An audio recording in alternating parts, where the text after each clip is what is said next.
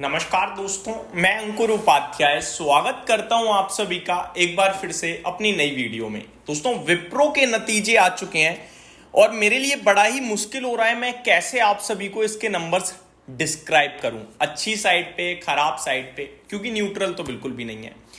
बहुत सारे पैमानों पे ये नंबर है, कहीं अच्छा है तो कहीं खराब है। एक एक करके मैं सब कुछ आपके साथ शेयर करता हूं। शुरू करते हैं बिना किसी देरी के। सबसे पहले बताना चाहूंगा कंपनी के रिजल्ट्स, और फिर आएंगे गाइडेंस पे, और फिर आएंगे थोड़ी बहुत डिटेल्स पे। रिजल्ट्स की बात करें तो कंसोलिडेटेड नेट प्रॉफिट 3354 करोड़ से बढ़कर 3570 करोड़ का हो गया है क्वार्टर ऑन क्वार्टर। तो बढ़त आई है, अच्छा यही है। अनुमान बाजार की एक्सपेक्टेशंस जो थी वो अराउंड 3450 3480 करोड़ थी, तो उसके मुकाबले 100 करोड़ के समथिंग ज्यादा ही कंपनी ने प्रॉफिट पेश करा है, ये ठीक है। रेवेन्यू की बात करें तो 22,500 करोड़ का आया है 22,320 करोड़ से बढ़कर, तो रेवेन्यू में भी बढ़त है। बट अनुमान जो है यहां पे मिसमैच हो गया। फॉर एग्जाम्पल, कुछ तो कह रहे थे 22,500 करोड़ ही आएगा, एग्जैक्टली वैसा ही आ गया, लेकिन कुछ ये भी कह रहे थे कि 23,000 करोड़ आ जाएगा, तो उसके सामने मिस हो गया।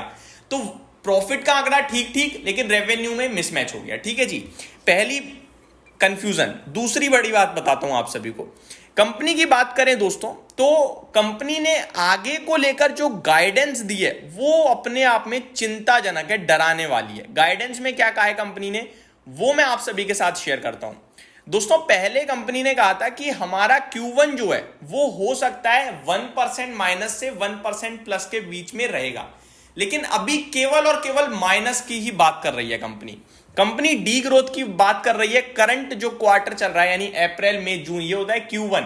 इस Q1 में कंपनी की डी ग्रोथ रहने की संभावनाएं ज्यादा हो गई हैं। कंपनी ने कहा है Wipro guides for revenue degrowth of 1.5% to 3.5% for Q1 FY26। तो बड़ा डी ग्रोथ की बात कर रहे हैं, 1.5 से 3.5% की। तो ये अपने आप में थोड़ा चिंताजनक है। कंपनी कह रही है कि ये जो करंट क्वार्टर है इसमें 1.5% से लेकर 3.5% का डी ग्रोथ हो सकता है। तो ये मेरे को बहुत ही ज्यादा नेगेटिव लगा, क्योंकि आईटी कंपनियां ज्यादातर ना आगे को लेकर जो गाइडेंस होती है उस पर रिएक्ट करते हैं। अब मैं आप सभी के साथ और भी कुछ चीजें बताना चाहूंगा। जो ब्रोकरेज फर्म्स हैं वो क्या एक्सपेक्ट कर रही थी। The brokerage anticipates Wipro's net income for quarter to increase by 21% year on year basis to rupees 3485 crore, जैसा कि मैंने आपको बताया, और आया 3570 करोड़। तो प्रॉफिट का आंकड़ा तो ठीक हो गया। रेवेन्यू की बात करें तो यही ब्रोकरेज रेवेन्यू जो लगा रही थी अनुमान, वो 22,776 करोड़ का था, आया 22,500 करोड़। कुछ ब्रोकरेजेस 23,000 का भी लगा रही थी, तो उससे भी कमजोर है। तो अभी तक मेरे पे क्या क्या आया, मेरे पे रेवेन्यू आया अनुमान से खराब, मेरे पे प्रॉफिट आया अनुमान से बेटर, गाइडेंस मेरे पास सुपर नेगेटिव हो गई है। तो ये दो तीन चीजें मुझे लगता है काफी ज्यादा दर्द देंगी विप्रो को आगे चलकर। आगे बात करें कुछ और बारे डिटेल्स की, तो Wipro's total headcount at the end of quarter stood at 2,33,346 employees. This marked a rise of 614 employees from quarter 3.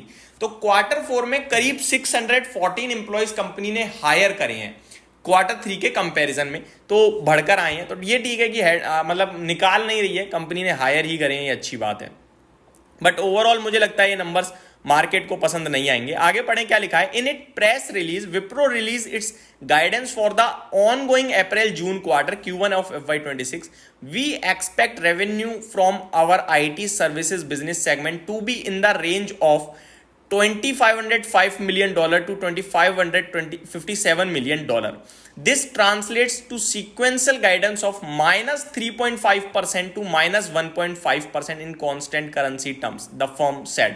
तो ये कंपनी ने गाइडेंस दी है जो कि खराब है। अब आते हैं भैया शेयर के प्राइस पे।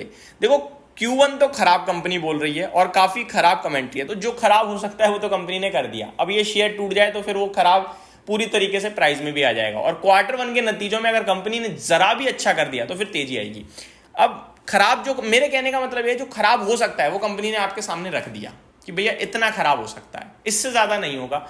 तो पैनिक दर्द आया तो एक हफ्ते आएगा, लेकिन वो दर्द उठाने का मौका होगा, क्योंकि वो दर्द फिर आपको 3 महीने तक कंपनी ने देना था, वो दे दिया।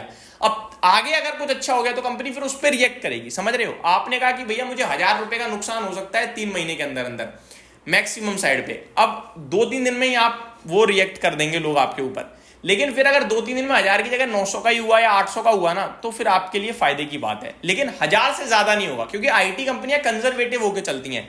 खराब है तो ज्यादा खराब बोलेंगी, अच्छा है तो कम अच्छा बोलेंगी। डिलीवरी ज्यादा अच्छी दे सकती हैं लेकिन गाइडेंस खराब कर देती हैं। अब प्राइस की बात करूं तो 247 है, चार्ट पैटर्न खराब है, कंटिन्यू लोअर लोस की फॉर्मेशन में है। सिंपल बोलूंगा 265 के ऊपर निकल के टिकेगा तो पोजीशन बनानी चाहिए, अदरवाइज वेट एंड वॉच। हो सकता है 236 जो अभी रिसेंट का लो है वो भी स्टॉक ब्रेक कर दे इन नंबर्स के बाद, लेकिन स्टॉक नीचे आता है तो वहां पे मौके तलाशने चाहिए मेरे हिसाब से, क्योंकि जो कुछ खराब होना था वो हो गया है। यही समाप्त करता हूं इस वीडियो को। Thank you so much for watching this video. Have a great day guys.